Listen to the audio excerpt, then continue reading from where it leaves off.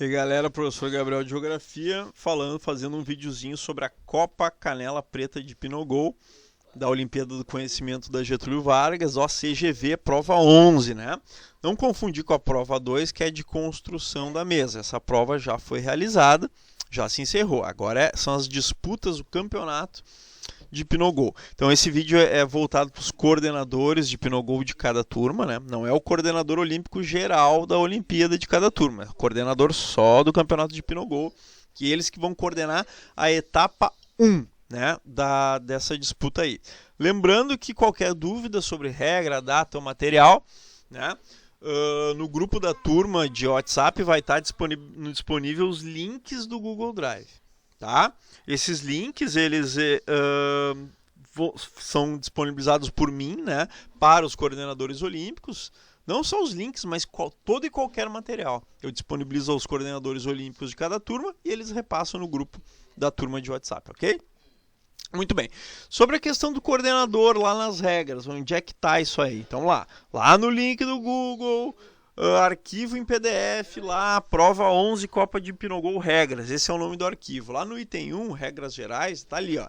Cada turma deverá escolher os coordenadores da Copa Pinogol, que terão incumbência de coordenar a etapa 1 conforme o item 5. Então são duas etapas. A etapa 1 é aquela dentro das turmas e a etapa 2 é aquela com os melhores de cada turma, que quem coordenará sou eu. Então vamos lá para o item 5 lá. O que cabe aos coordenadores? Realizar o sorteio dos grupos, né? Então os coordenadores que realizam o sorteio dos grupos, né? Quem vai jogar em cada grupo, né?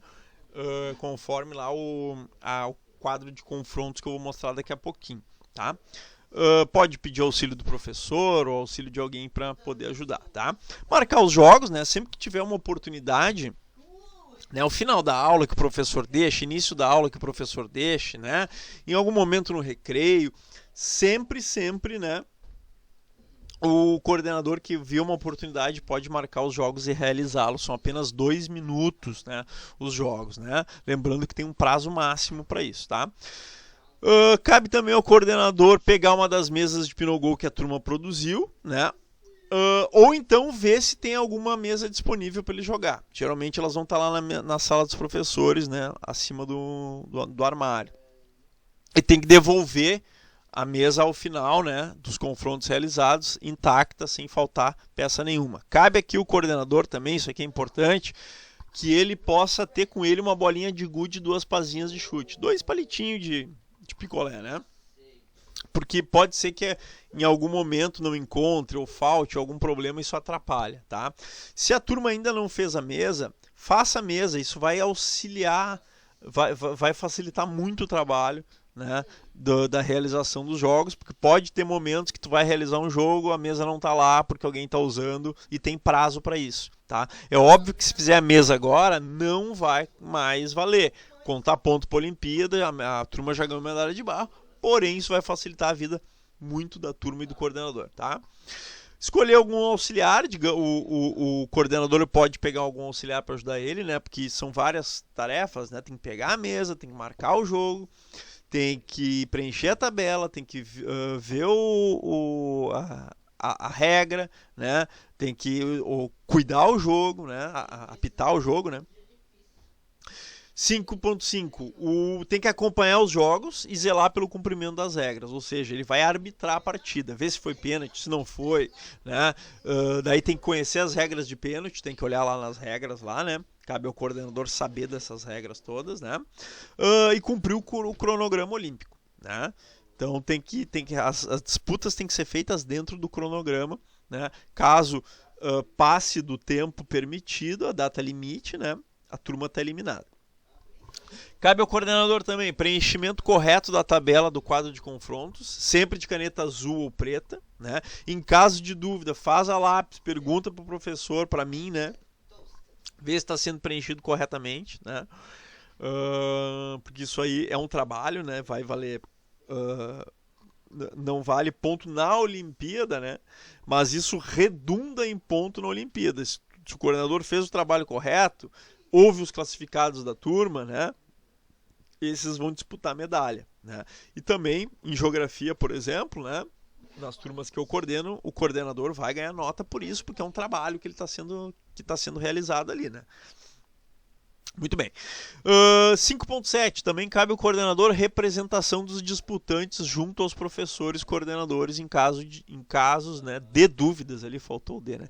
De dúvidas ou de problemas maiores. Né? Então, aconteceu algum problema na turma referente ao campeonato de Pinogol, a turma tem dúvida, o coordenador da disputa de Pinogol vai lá falar com o professor. Né? Para ficar uma comunicação limpa, sem 500 falando ao mesmo tempo. Né? E 5.8, efetuar a inscrição dos melhores disputantes quando ele entregar para mim, né, o quadro de confrontos da turma devidamente preenchido até a data limite, né, com todos os jogos, os vencedores. Quando ele fez isso, me entregou isso aí, a turma está inscrita para a etapa 2, ok? Então vamos lá, aqui eu tenho um exemplo de quadro de confrontos da turma para 8 participantes. Então, se tiver 8 participantes, pode ver ali, são 2 grupos de 4 alunos, né? Grupo A e grupo B. Eles jogam a fase de grupos da etapa 1 e depois ainda, dentro da etapa 1, a fase de mata-mata para ver quem são o primeiro, segundo, terceiro e quarto colocado. Né? Então, ali nesse caso, se classificam o primeiro de cada grupo, né, e o segundo de cada grupo. Então, o primeiro de um grupo enfrenta o segundo do grupo e assim vai até a final ali, ok? Nesse caso é para 8 participantes. Para 12 vão ser 3 grupos, né? Vão se classificar os 3 melhores de cada grupo e o melhor segundo colocado, né? A mesma mecânica, né? Para 8 participantes vão ser 16 jogos. Né, para 12 participantes vão ser ao todo 22 jogos, ok? Avança. Então, eu vou dar um exemplo de como é que preenche. Né? Então, olha só, os nomes. A gente sempre preenche os nomes nas linhas e nas colunas que aqui estão. Pode observar ali. João, Maria, Ricardo e Manuela. João foi colocado na primeira linha, tem que ser colocado na primeira coluna. Maria na primeira linha... Maria na segunda linha, Maria na segunda coluna. Ricardo na terceira linha, Ricardo na terceira coluna. Manuela na quarta linha, Manuela na quarta coluna. Ali vai estar bem fraquinho escrito por número de competidor ali, né? No grupo B dá para ver, competidor 5, competidor 6, 7, 8, né? E vai estar também nas colunas ali o nome, competidor 5, 6, 7, 8. Vocês vão escrever por cima disso aí, né? Como eu fiz ali, ok? Então, no caso, vamos supor que no jogo 1, Maria venceu o João por 3-1. Então, a gente vai colocar 2 vezes o mesmo resultado. Uma acima da diagonal de quadradinho pintado e outra abaixo. Né? Então, olha ali, vou na linha do João. Vou até a coluna da Maria, porque o João enfrentou a Maria. Então, olha, o João fez 1, Maria fez 3. Eu faço um risco azul na diagonal como está ali, né? E coloco assim o resultado. Depois eu boto de novo, vou lá na coluna da Maria, porque a Maria acabou de jogar. Jogou com quem? Jogou com o João. Então eu pego a Maria, vou até a coluna do João e boto que a Maria ganhou de 3, faço a linha diagonal e boto 1 para o João. Né? Teve outro jogo ali, ó, jogo 2, o Ricardo venceu a Manuela. Então vou lá na linha do Ricardo, tá ali, linha do Ricardo. Vou lá na linha do Ricardo. Ricardo tá aqui, vou até a coluna da Manuela, tá ali, boto ali Ricardo 1, Manuela 0. E depois tem que marcar 2 vezes o resultado, então vou lá na Manuela, na linha da Manuela e vou até a coluna do Ricardo, porque a Manuela enfrentou o Ricardo, a Manuela fez 0 gols, o Ricardo fez 1 e eu coloco isso daí, ok? Então é assim que eu... Então vamos supor aí que já todos os jogos foram realizados, né? A gente está com a tabela toda ela preenchida aí de um grupo aí, né? Só levando em conta o grupo A. A gente percebe ali, ó, o João, por exemplo, marcou 1 ponto, não tem nenhuma vitória, tem um saldo de -3, ou seja, tomou 3 gols a mais do que fez e ficou na terceira posição. Ó, o João perdeu para a Maria de 3-1, do Ricardo de 2-1 e empatou com a Manuela, que foi o único ponto que o João fez. A Manuela ficou em quarto, ó. A Manuela empatou primeiro com o João, perdeu para a Maria de 4-1 e perdeu para o Ricardo de 1-0. Ela também só fez 1 ponto, não tem nenhuma vitória e tomou 4 gols a mais do que fez, ficou em quarta posição. Já o Ricardo ganhou todos os jogos, olha ali. Então, cada vitória 3 pontos, o Ricardo fez 9 pontos. Tem 3 vitórias, né? 3 vezes 3 dá 9 pontos ali, né? E fez 3 gols a mais do que levou, né? Ficou em primeiro lugar.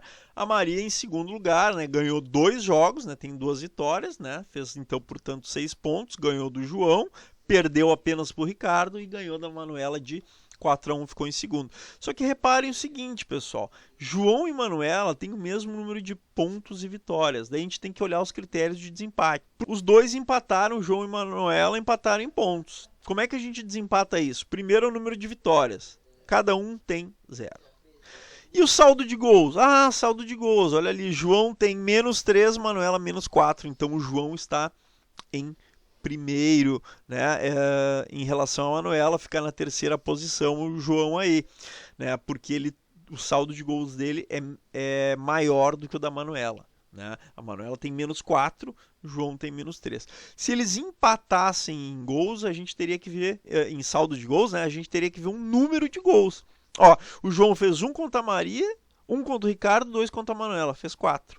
Manuela fez 2 contra o João e 1 contra a Maria, fez 3. Então o João também, pelo critério de gols, estaria na frente da Manuela. Se eles tivessem empatado em número de vitórias, saldo de gols e número de gols, a gente teria que ver o confronto direto, que é o resultado do confronto entre os dois. Né? Então a gente vai ver João e a Maria. Quanto que, aliás, João e Manuela. João e Manuela empataram também. Então segue empatado o confronto. Então a gente teria que fazer aqui um jogo extra. Um jogo extra entre os empatados, um novo jogo entre o João e a Maria. E terminando empatado o quinto jogo, né, iria para os pênaltis, né? Daí tem que ver a regra de pênaltis lá, o coordenador tem que ler lá direitinho a regra dos pênaltis. Ok?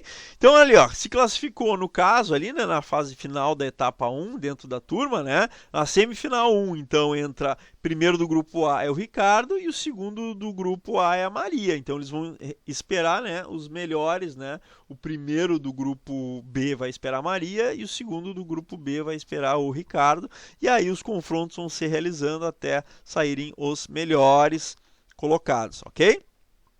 Cada turma, pessoal, ela vai ter sempre, no mínimo, o primeiro e o segundo colocado, tá?